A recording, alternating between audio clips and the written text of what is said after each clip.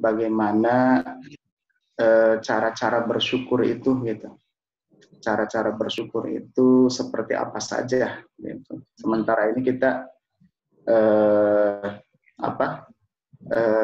selalu dianjurkan untuk bersyukur, tetapi bentuk-bentuk bersyukur itu poin-poinnya gitu. Bagaimana cara bersyukur, terus yang poin-poinnya atau mohon penjelasannya. Makasih. Terima kasih, Bang. Saya juga akan saya tambahkan pertanyaannya. Syukur ini adalah suatu hal yang sangat disarankan, bahkan kata-kata syukur itu sangat terkenal sekali. Misalnya gini, sudahlah, syukuri aja, kan serang gitu ya, sudahlah gitu ya. Nah sebenarnya itu syukur itu apa sih? Biasanya kan kita mendefinisikan syukur itu, kalau orang Jawa nerimo ing pandum gitu ya. Nah, kalau itu ya beda lagi dengan apa sih kalau di ayatnya kan la in syakartum la azidannakum ya. Jadi apa sih yang dinamakan bersyukur? Mungkin dari Mang Mumu dari segi bahasa itu syukur itu apa? Mungkin bisa dikupas ya sekalian gitu. Kadang-kadang soalnya berbeda-beda. Sampai Mang Ayub juga nanya, syukur itu apa? Apakah cuman ya udah deh syukuri aja biar nggak marah, kan udahlah syukuri saja. Syukurnya beda-beda di dalam hati apa bagaimana? Silakan. Baik, langsung ya, Bang Yatno. Iya. Alhamdulillah, terima kasih. Ini luar biasa Ustadz Aib yang nanya nih, berat sekali nih. Alhamdulillah. Alhamdulillah selamat berjumpa dengan Ustadz Usman nih. Udah lama udah ketemu. Alhamdulillah, barakallah. Waalaikumsalam. Waalaikumsalam. Sudah Taslami sarang Mang Usman tacan patepang. Taslami aya tepang. Alhamdulillah. Masya Allah, alhamdulillah. Langsung saya mencoba menjawab pertanyaan Ustadz Aib. Demikian juga sama sekaligus pertanyaan Ustadz Yatno bahwa poin-poin bersyukur. Demikian pertanyaannya. Jadi kalau kita mendapat nikmat dari Allah yang sebenarnya kalau dirinci sebagaimana firman Allah tadi, wa in ta'udu nikmatallahi la tusuha.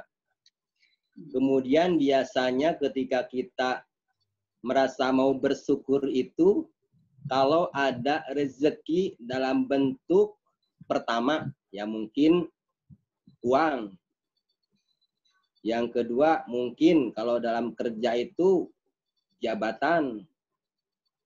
Padahal itu hanya bagian kecil daripada nikmat-nikmat Allah Subhanahu wa taala.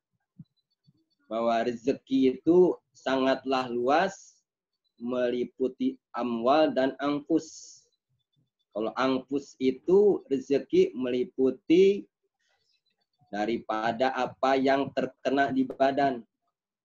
Kesehatan, kenikmatan, kemudian jabatan, wibawa, penghormatan dari orang lain, penghargaan dari orang lain, derajat yang tinggi di tingkat masyarakat, derajat yang tinggi indallah.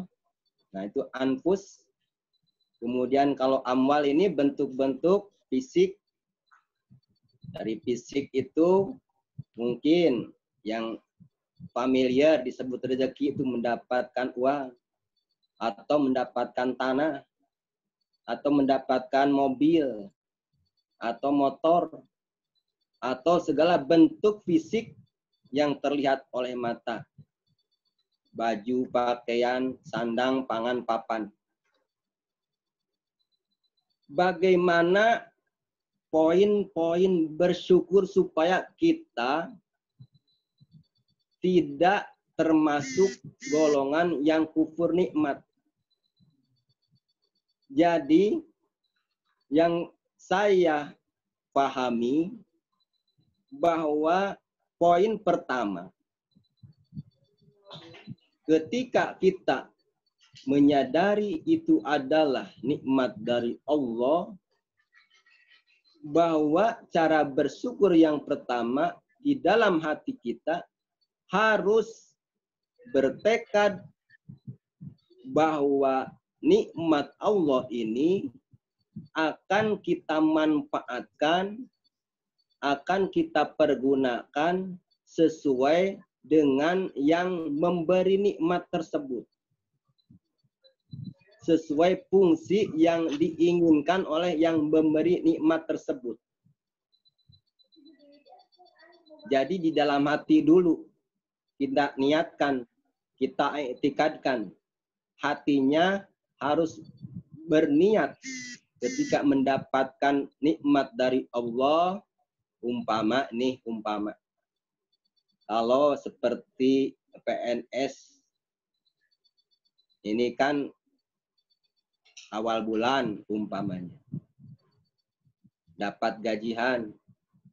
Nah, ketika pas mendapat gajian itu iktikadkan di dalam hati kita bahwa pemberian dari Allah melalui gaji kita ini akan kita manfaatkan sebaik-baiknya sesuai perintah Allah, sesuai yang seharusnya fungsinya menurut Allah.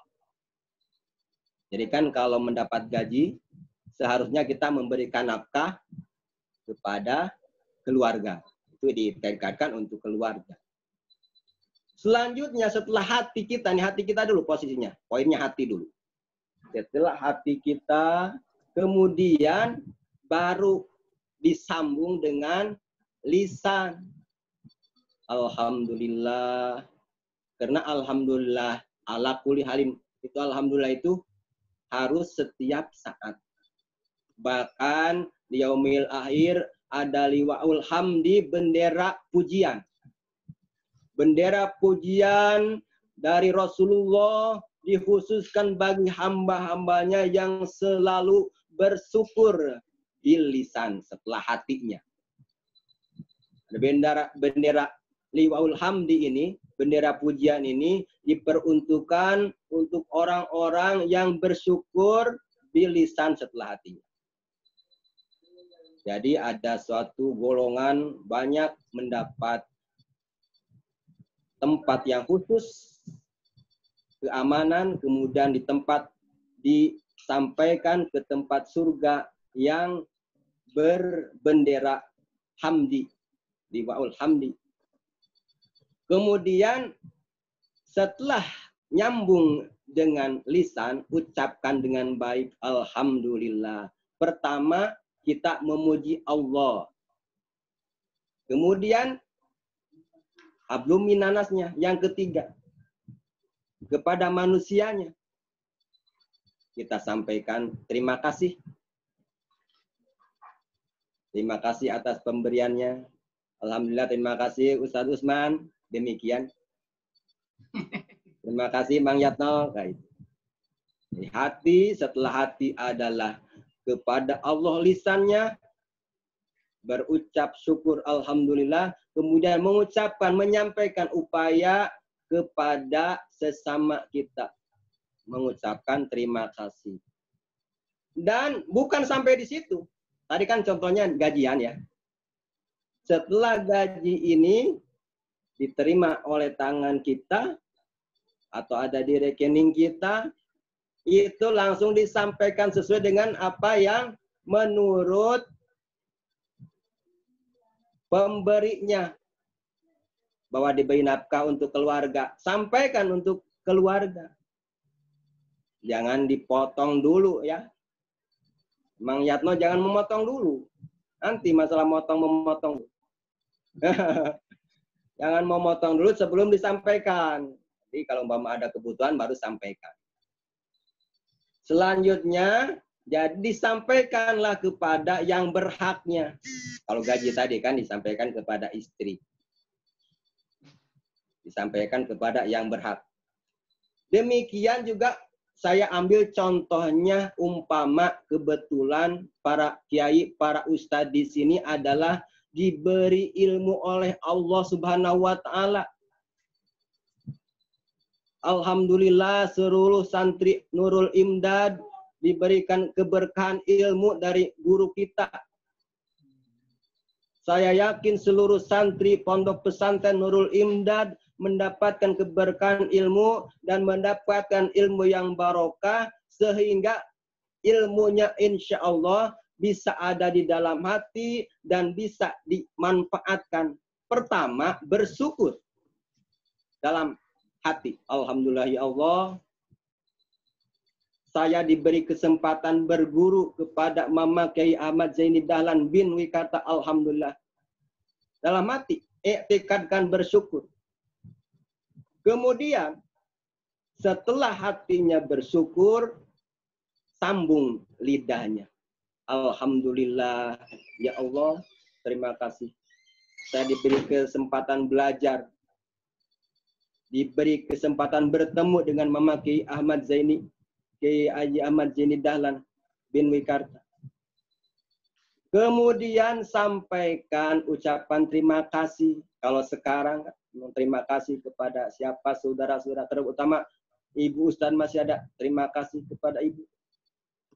Dan ilmu yang ada di dalam diri kita, dalam hati kita, dalam pikiran kita disampaikan sesuai dengan yang memberi ilmu. Siapa yang memberi ilmu? Allah Subhanahu wa taala. Sampaikan kepada para santri dengan niat lillahi ta'ala. Sampaikan kepada orang-orang di sekitarnya. Alhamdulillah. Di kita, santri-santri, para ustadz ini, seperti Ustadz Aib, mempunyai banyak santri. Alhamdulillah. Seperti guru kita, Mamang Kiai Haji Soleh Afifi, banyak santrinya. Alhamdulillah. Sampaikan ilmu itu kepada yang berhak menerimanya. Nah, setelah anggota tubuh kita menyampaikan, inilah dengan bilhal, dengan menyampaikan. Kemudian saya mengambil contohnya adalah santri kita yang sudah diberi kemampuan untuk berbisnis. Alhamdulillah. Seperti Mang Rijal, Mang Yatno, mamang-mamang yang lain. Keberkahan dari Ustadz, alhamdulillah. Ternyata diberi kesempatan belajar di Pondok Pesantren Nurul Imdad dan keberkahannya diberikan kelebihan ilmu. Kelebihannya apa? Kelebihan mampu berbisnis. Mampu berbisnis dengan baik. Alhamdulillah. Sampaikan dengan lisan setelah hatinya. Sampaikan, kirim Al-Fatihah kepada guru kita. Berterima kasih kepada seluruh saudara-saudara guru kita.